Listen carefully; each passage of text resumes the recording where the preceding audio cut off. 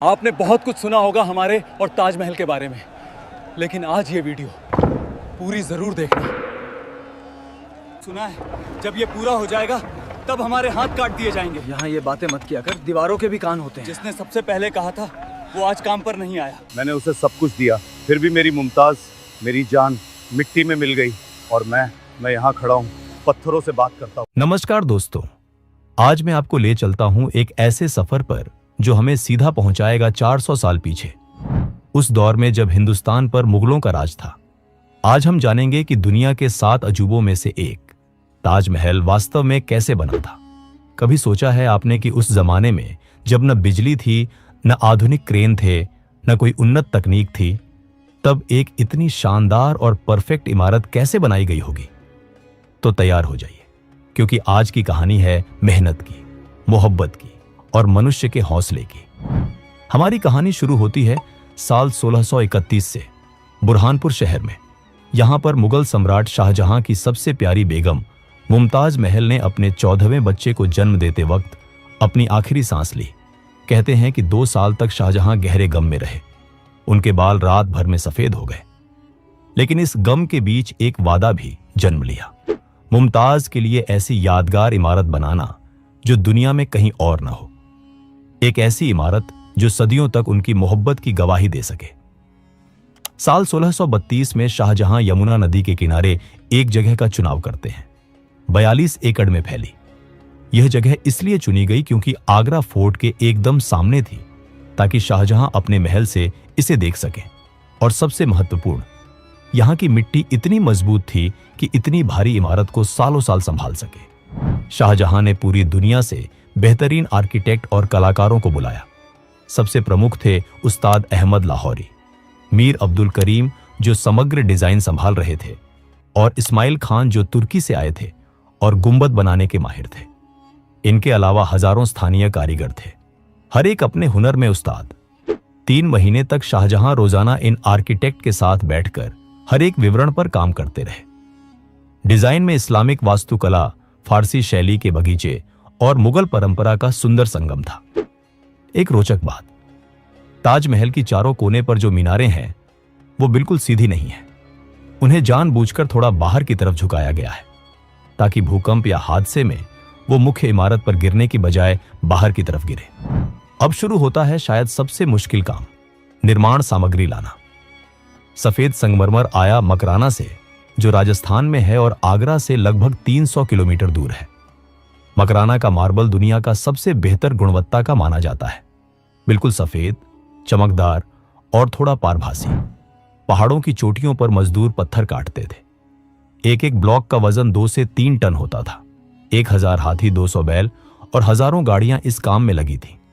हर हाथी पर 2 से 3 टन मार्बल। गर्मी में तपती रेत, बारिश में कीचड़, हर मौसम में यह काफिला चलता रहा। एक ट्रिप में 2 से 3 हफ्ते लगते थे, लेकिन सिर्फ मार्बल ही नहीं आया।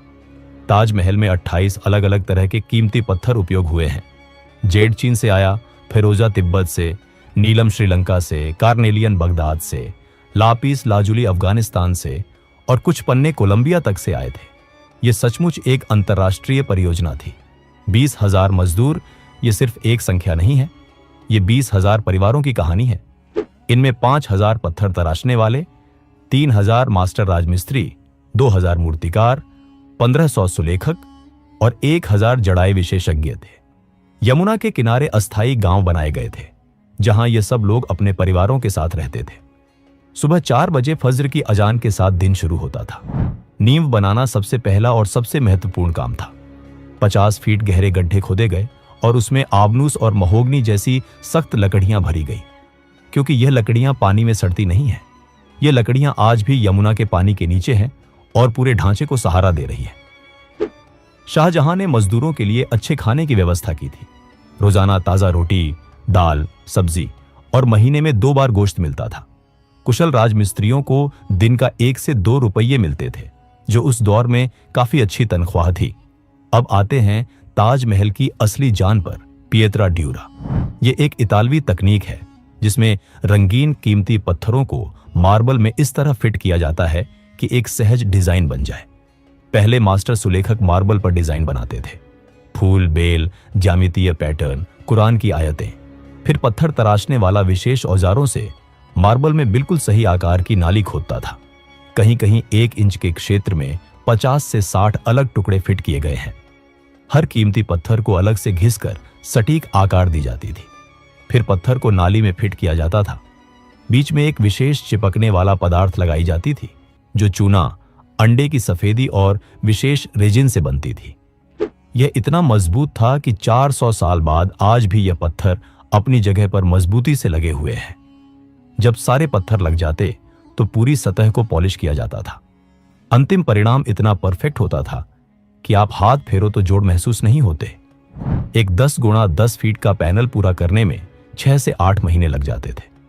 मुख्य द्वार पर कुरान की आयतें लिखी हुई हैं जो फारसी सुलेखक अमानत खान ने लिखी थी। नीचे की आयतें छोटी अक्षरों में हैं और जैसे जैसे ऊपर जाएं अक्षर बड़े होते जाते हैं ताकि जब आप नीचे से देखें तो सारी आयतें एक जैसी आकार की लगें। ताजमहल का गुंबद शायद सबसे चुनौतीपूर्ण हिस्सा था। यह 44 मीटर ऊंचा है और 58 फीट चौड़ा है। सबसे रोचक बात, यह वास्तव में 2 गुंबदों की प्रणाली है। आंतरिक गुंबद लगभग 80 फीट ऊंचा है और बाहरी गुंबद 115 फीट ऊंचा है। दोनों के बीच खाली जगह है। ऐसा इसलिए कि एक ही मोटा गुंबद बहुत भारी होता और अंदर से संतुलित रखना जरूरी था। गुंबद की आधार पर एक ठोस पत्थर और ईंट का 15 फीट मोटा छल्ला है जिस पर पूरा गुंबद टिका है। पूरे गुंबद का वजन लगभग 12,000 टन है। सबसे ऊपर सोने का कलश है, 9 फीट ऊंचा, जिसमें मूल रूप में 40 किलोग्राम सोना उपयोग हुआ था। जब आप ताजमहल के अंदर जाते हैं तो अष्टकोणीय मुख्य कक्ष दिखता है जहां मुमताज महल की समाधि है। यह प्रतीकात्मक है। असली कब्रें नीचे तहखाने में है। मुमताज की समाधि शुद्ध सफेद मार्बल की है जिस पर अविश्वसनीय पिएत्रा ड्यूरा काम है। अल्लाह के 99 नाम अरबी सुलेख में लिखे हैं और फूलों के इतने विस्तृत डिजाइन हैं कि आप घंटों देखते रह सकते हो। शाहजहां की समाधि उसके बगल में है, लेकिन यह मूल योजना में नहीं था। जब 1666 में शाहजहां का देहांत हुआ तो औरंगजेब ने उन्हें भी मुमताज के बगल में दफनाया। इसकी वजह से मुमताज तकनीकी रूप से केंद्र में नहीं है। समाधियों के चारों तरफ मार्बल की जाली है, एक ही टुकड़े से काटी गई, और गुंबद के अंदर एक प्राकृतिक घटना है। अगर आप केंद्र में खड़े होकर आवाज करें तो 28 सेकंड तक गूंज सुनाई देती है। 20 साल की मेहनत के बाद 1653 में ताजमहल पूर्ण हुआ, लेकिन जिंदगी ने शाहजहां के साथ एक और क्रूर मजाक किया। 1658 में औरंगजेब ने सत्ता के लिए युद्ध किया और शाहजहां को आगरा किले में कैद कर दिया। अंतिम 8 साल उन्होंने उस किले में गुजारे जहां से वो सिर्फ एक खिड़की से ताजमहल को देख सकते थे। रोज सुबह रोज शाम वो उस खिड़की के पास बैठ जाते और यमुना के उस पार अपनी मोहब्बत की यादगार को निहारते। उनकी आंखें कमजोर हो गई थी, सेहत बिगड़ गई थी, लेकिन वो देखना नहीं छोड़ते थे। 1666 में जब शाहजहां इस दुनिया से गए तो औरंगजेब ने उन्हें मुमताज के बगल में दफनाया। आखिरकार वो अपनी मोहब्बत के पास पहुंच गए। तो दोस्तों, ये थी ताजमहल की असली कहानी। 20,000 लोगों की मेहनत, 22 साल का सफर और एक ऐसी मोहब्बत जो मौत से भी ज्यादा ताकतवर निकली। बिना आधुनिक तकनीक के कैसे यह चमत्कार हुआ? जवाब है समर्पण में, योजना में और मानवीय हौसले में। आज ताजमहल सिर्फ एक इमारत नहीं, यह हमारे पूर्वजों की विरासत है। अगर आपको यह कहानी पसंद आई तो लाइक करें, शेयर करें। मिलते हैं अगले वीडियो में। तब तक के लिए खुश रहिए। धन्यवाद।